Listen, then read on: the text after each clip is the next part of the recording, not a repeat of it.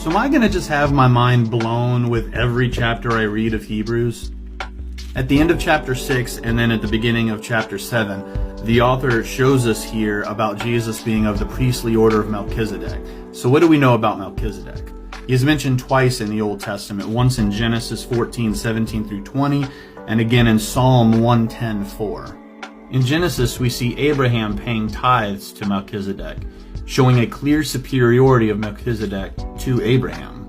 In Psalm 110, which is undeniably a messianic passage about Jesus, we see it say, "You are a priest forever after the order of Melchizedek." Now, I'll admit to you, for a second as I was reading this, before I got into more of the context, I was sitting there going, Jesus is Melchizedek. Yeah, that's what it is. But he wasn't.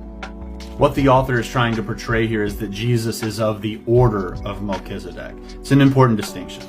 So the next question you'd ask is, why does that matter? Well, in the Old Testament, we had the Levite tribe under Aaron, and they were the high priest order.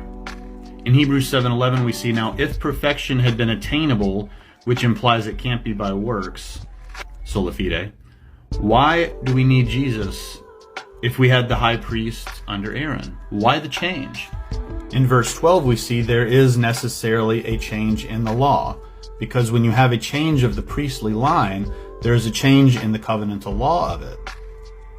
What we see here is a distinction that there was a change in the covenants, and that change prompted a change in the high priest into the order of Melchizedek, that high priest being Jesus.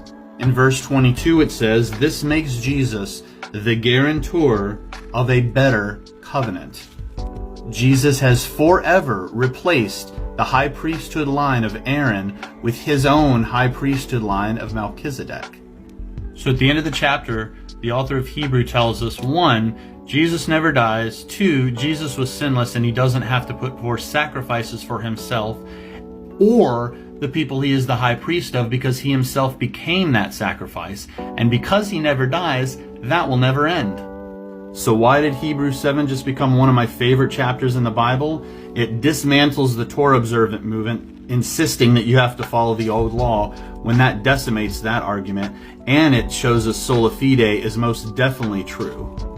Lastly, its references to Psalm and the Messianic passages show us again that Jesus is God. Who else cannot, in their own power, die? Only God. Truly, Hebrews is one of the best books in this Bible. Absolutely astounding. My mind was blown reading all of this.